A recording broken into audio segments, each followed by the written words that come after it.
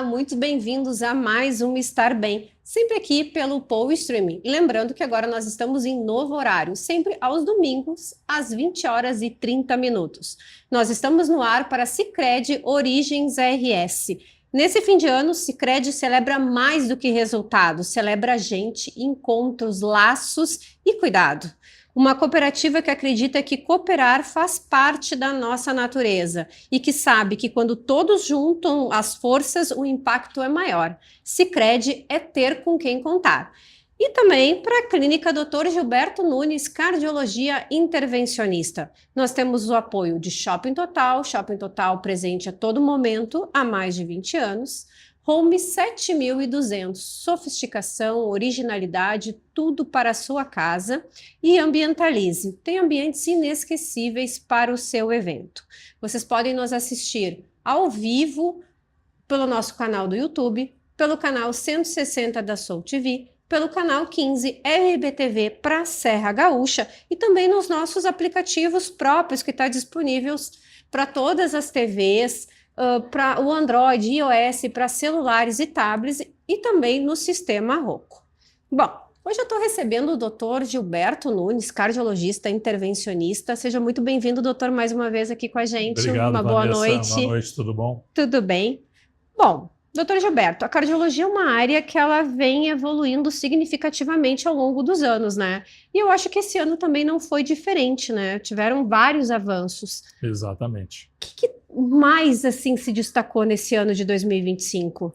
A cardiologia todo ano traz muitas novidades, então a gente tem que estar sempre atualizado para ver o que está acontecendo. São dezenas de estudos clínicos que são apresentados, publicados todo ano, então, e muitos deles, às vezes, até mudam a prática clínica diária da gente, né? Esse ano, no ponto de vista da cardiologia clínica, teve várias coisas muito interessantes.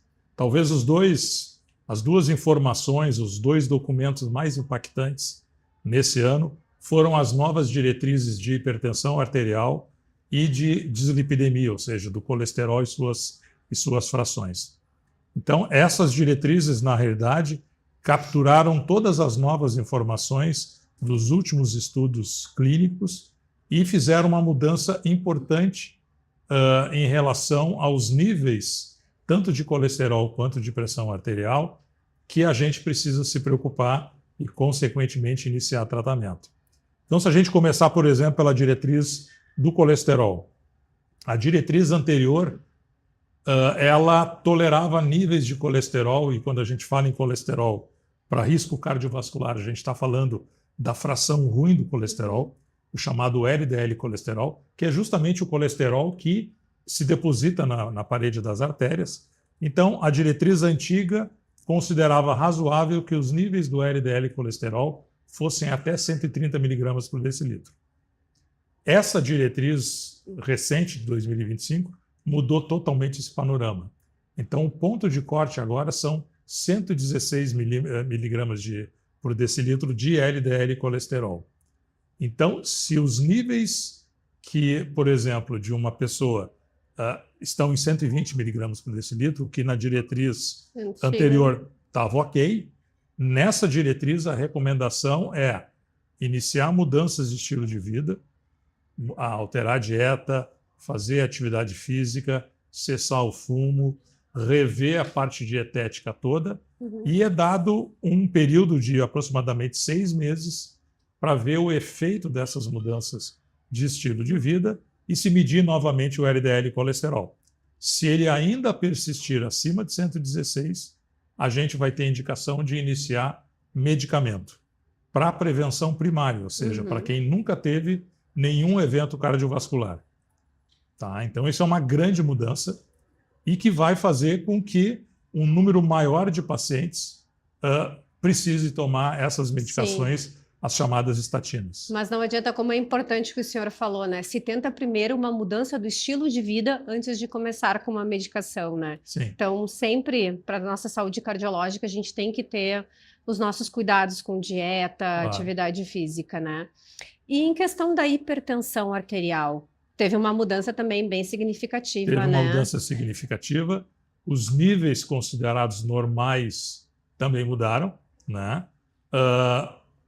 Hoje em dia, o limite máximo de pressão, que é considerado normal, é 120 por 80 milímetros de mercúrio.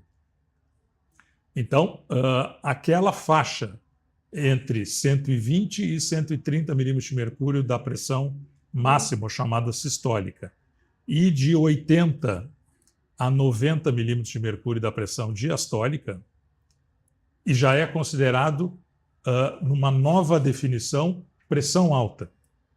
Né? Então, em inglês é high blood pressure. Acima de 130 por 90 é hipertensão. Mas esses pacientes que têm pressão alta, também a mesma coisa se aplica o que foi feito ou que foi recomendado em relação ao colesterol. Mudanças de estilo de vida, se espera, nesse caso, menos tempo, 3 a 4 meses, para ver se as mudanças de estilo de vida surtiram efeito para baixar a pressão abaixo de 12 por 8, se não, medicamentos antihipertensivos. Incrível. E antigamente se dizia que essa pressão de 12 por 8 chamavam-se de pressão de criança, antigamente. Hoje né? ela é a pressão máxima tolerada. Então, o conceito é basicamente o mesmo, tanto para os níveis de colesterol quanto da pressão arterial. Então, hoje em dia, quanto mais baixo, melhor. Então, o colesterol, o LDL, quanto mais baixo ele for, melhor. E, inclusive, os níveis, né, as metas para a gente atingir, por exemplo, em pacientes que já tiveram um infarto, por exemplo, são muito mais rigorosas do que eram antes. Então, se a pessoa já teve um evento cardiovascular, o nível do LDL e colesterol tem que estar abaixo de 50 miligramas por decilitro e, idealmente, abaixo de 40 miligramas por decilitro. Teve um estudo muito interessante que foi apresentado e publicado esse ano, que pegou pessoas que tinham manifestações de aterosclerose ou tinham diabetes, nunca tinham tido um acidente vascular cerebral ou um infarto, e essas pessoas foram randomizadas para 2 grupos, um que recebeu placebo, tratamento convencional, e outro que recebeu injeções que existem hoje em dia no mercado, de anticorpos monoclonais, que são feitos uma vez a cada 2 semanas, e são drogas muito potentes para baixar o colesterol. E o que se viu é que no grupo que recebeu essas medicações, o nível do LDL foi para 40 ou menos. Nossa. E isso foi associado a uma redução de 25% da ocorrência de infarto e de acidente vascular cerebral na evolução. Então, mostrando que mesmo pacientes considerados, vamos dizer assim, de risco intermediário e não de alto risco, se beneficiam de um colesterol LDL muito baixo. Então, o conceito está mudando. Então, assim, se a gente conseguir níveis ainda mais baixos que 116, melhor. Então, assim, e a pressão arterial, a mesma coisa. Quanto mais baixa, claro, não a níveis que a pessoa começa a desmaiar, né? Passar mal na rua, etc. Mas a pressão mais baixa tolerável pelo paciente deve ser o nosso objetivo. Então, pressões de 110 por 60, se a pessoa está se sentindo bem, ótimo, perfeito. Quanto mais baixo, menor o risco. Por isso que se começou a conceituar aquela faixa intermediária, acima de 12 por 8 até 130 por 90, como hipertensão que necessita tratamento, porque se viu que esses pacientes também têm um risco maior em comparação a quem tem pressão abaixo de 12 por 8. Então, essa nova categoria foi criada e a gente tem que estar muito atento, porque o limiar para se receitar remédio está ficando mais baixo. E isso não é porque a gente goste de prescrever medicação, mas porque o benefício para os pacientes está inequivocamente demonstrado. Sim.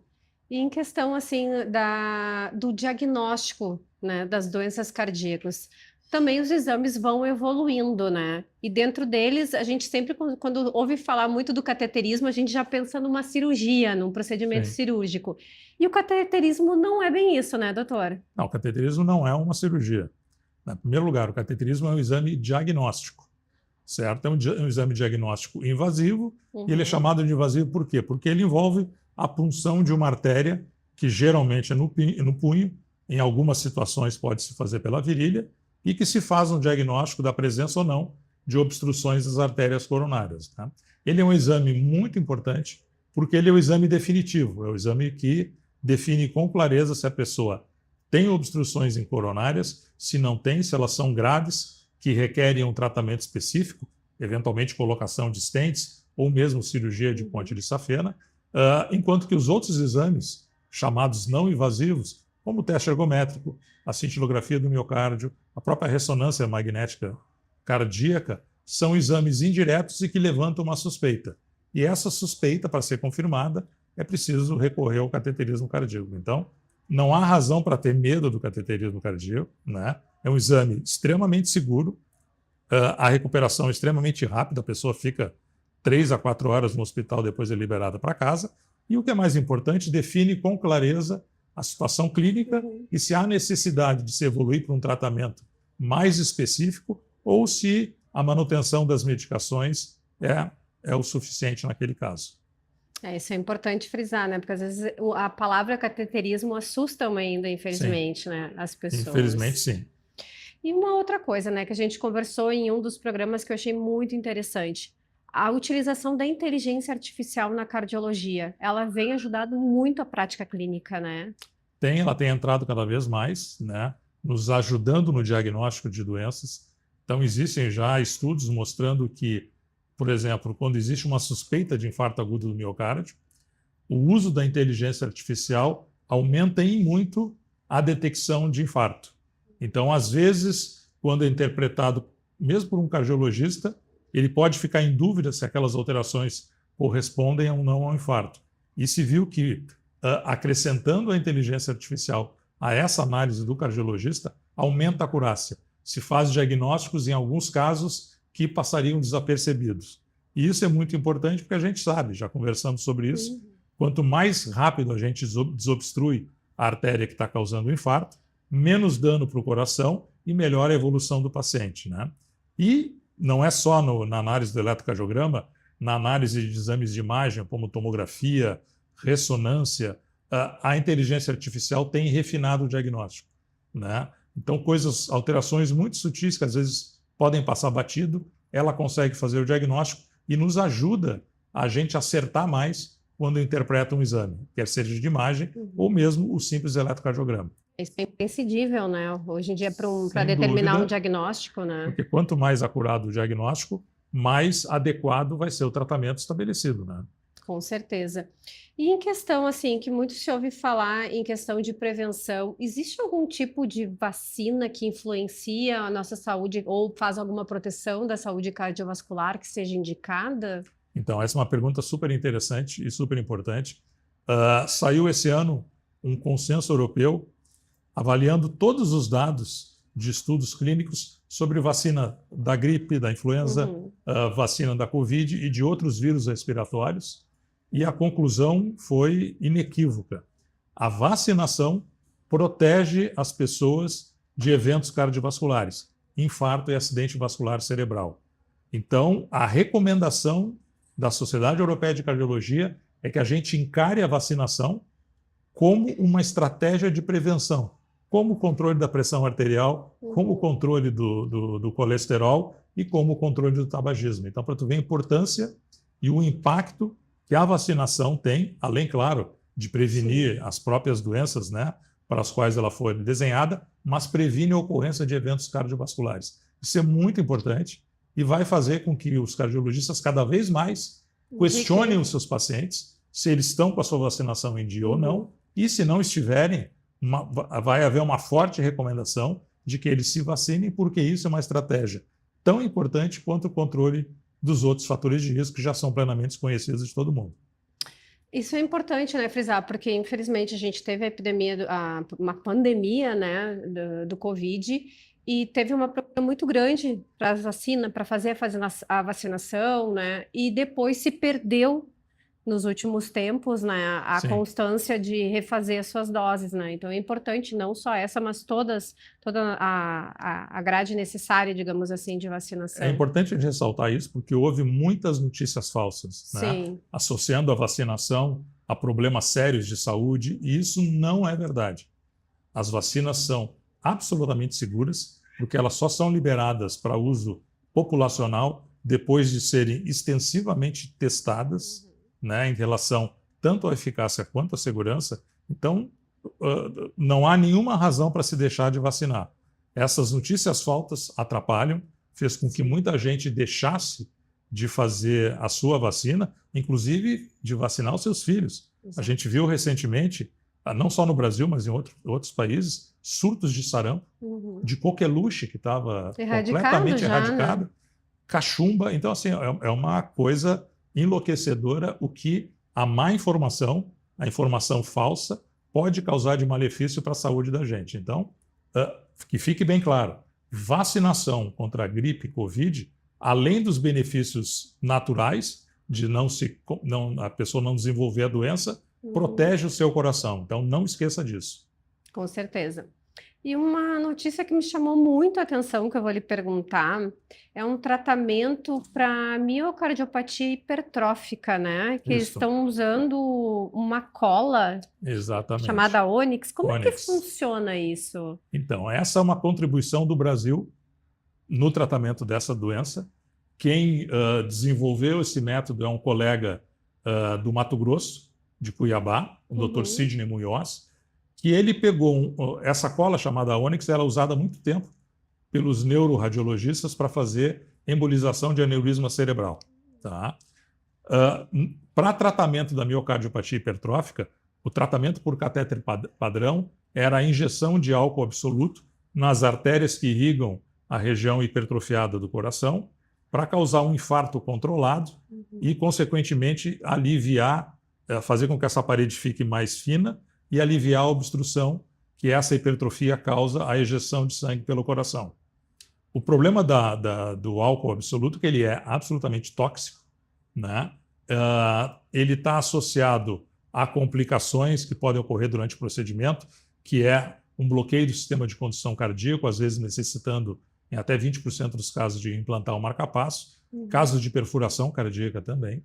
E o que se viu na experiência do Dr. Sidney, que na realidade é uma experiência brasileira, nós tivemos oportunidade de participar também, com 4 casos que nós fizemos recentemente, o que se viu é que ela é muito mais segura, muito mais bem tolerada pelo paciente, com muito menos complicações, e o que é mais importante, ao contrário da alcoolização, como a gente chama, em que existe um limite da quantidade de álcool que a gente pode injetar nas artérias do coração, com o Onyx não existe limite. A gente pode tratar ou ocluir quantas artérias forem necessárias para realmente diminuir a hipertrofia. Então, isso certamente vai representar uma revolução no tratamento dessa doença, e recentemente o Dr. Sidney conseguiu publicar a experiência inicial dele numa revista internacional, né? E isso vai fazer certamente com que, né, a repercussão mundial seja muito grande e que outros centros se interessem também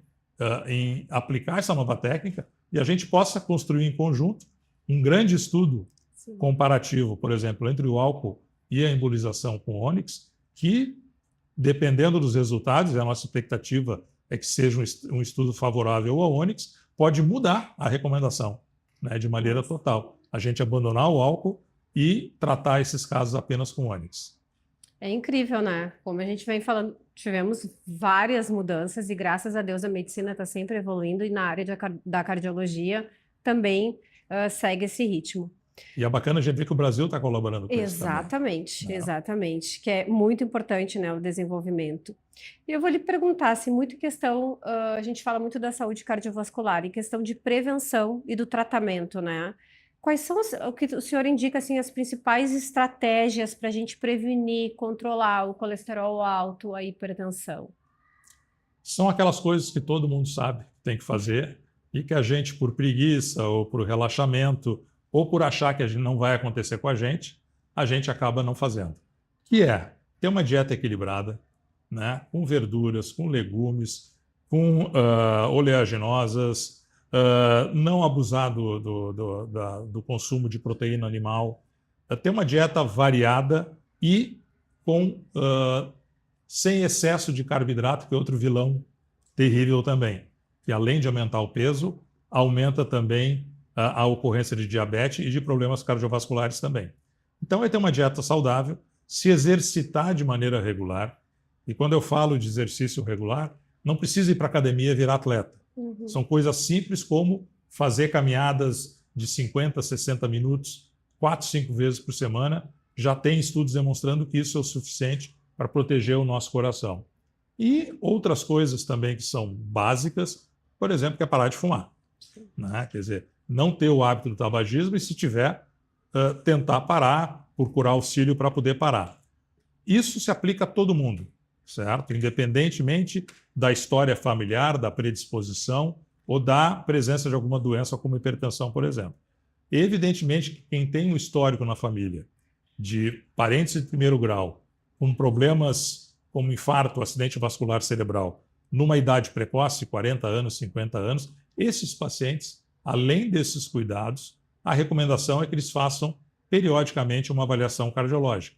Por que isso? Porque eles têm uma predisposição genética a desenvolver essas complicações, né? Então, a recomendação é que quem tem um histórico na família de doença cardiovascular precoce, que, eventualmente, as avaliações cardiológicas comecem até mais cedo, por volta dos 30 anos, e não aos 40, 45, como a gente recomenda para a população geral. Então, são cuidados básicos de ter uma vida mais saudável, né?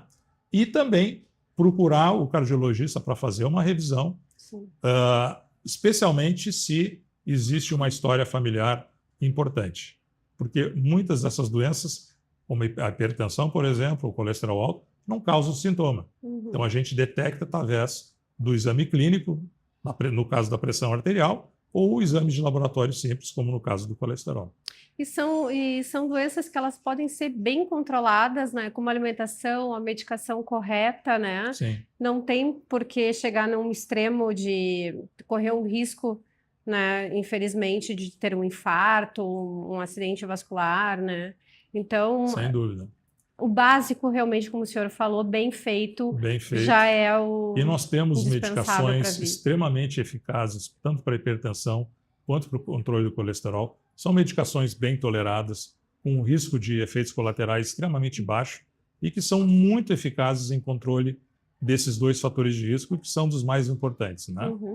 E é interessante fazer monitorar a pressão em casa também, ter algum dispositivo nesses pacientes que têm uma oscilação maior de... Isso é um tema controverso, porque o que a gente observa na prática, né, é que muitas vezes isso causa mais confusão e estresse do que ajuda no diagnóstico. E eu te digo por quê? Porque as pessoas não têm noção de como tem que ser feita a medida caseira, que é validada pelas diretrizes e é recomendada. Então, o que acontece? A pessoa está no meio de um estresse emocional e tal, ela vai lá e mede a pressão. Bom, se ela medir a pressão, né, no meio de uma crise conjugal ou familiar, a pressão vai estar elevada. Um outro exemplo, a pessoa está com uma dor de cabeça, uma enxaqueca, vai lá e mede a pressão. Vai estar alta. E a pessoa vai atribuir a dor de cabeça à pressão, quando na maioria das vezes é o contrário. A pressão sobe porque a pessoa está com desconforto. Então, a medida caseira da pressão arterial, ela é útil quando feita de maneira adequada e recomendada pelo seu cardiologista, muitas vezes para ou se certificar de um diagnóstico de hipertensão, ou às vezes para ver se a medicação que foi prescrita está sendo eficaz. Como é que ela tem que ser feita? Para fazer essa medida de pressão, a pessoa tem que ficar de 10 a 15 minutos num ambiente silencioso, com iluminação mais baixa, relaxando. Deve medir, de preferência, com aqueles manguitos de braço e não aqueles de punho, mantendo o braço mais ou menos na altura do coração, certo? Com apoio em uma mesa ou uma escrivaninha, enfim. Se mede a pressão, se aguarda 5, 10 minutos e se mede de novo nas mesmas condições. E a recomendação das diretrizes das sociedades de cardiologia é fazer isso 2 vezes ao dia, mas sempre nessa situação, relaxar, deixar a poeira baixar e aí medir. E não, no meio da confusão, medir a pressão e achar que enlouquecer e procurar um serviço de emergência e às vezes se estressar sem razão. Por isso que é muito importante ter uma orientação de um profissional, né? É importante fazer os acompanhamentos, marcar uma revisão anual, né? Para saber exatamente como o senhor fala, conhecer os seus números, né? Exatamente. Sua pressão, colesterol, e realmente ter uma vida saudável. Exatamente. Bom, nós vamos chegando ao final do nosso programa, agradecendo muito a presença do senhor, que eu acho que esse assunto é interessante e a gente tem que reforçar que as pessoas esquecem de, infelizmente, cuidar da saúde do seu coração, que é tão importante. Exatamente. As pessoas precisam saber que o coração é um órgão que tem que ser bem cuidado, bem tratado, né? E se a gente fizer isso, a gente vai ter uma vida longa e muito saudável. Então, tá. Muito obrigada, doutor, por estar mais uma vez aqui com a gente. Nós vamos ficando por aqui. Se você está chegando agora no final do programa, nosso programa fica disponível para você assistir a hora que você quiser, da onde você quiser, no tablet, celular, através dos nossos aplicativos próprios, também para as TVs, sistema Android, iOS e o Roku.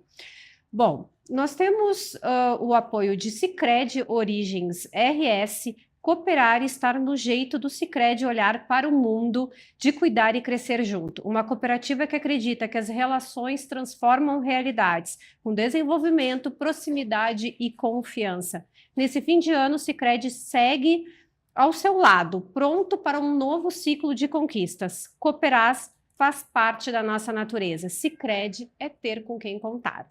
E para a clínica Dr. Gilberto Nunes, cardiologia intervencionista. Então, acompanhe toda a nossa grade de programação. A seguir, vai vir o programa De Cara com Elas. Até o nosso próximo programa. Tchau!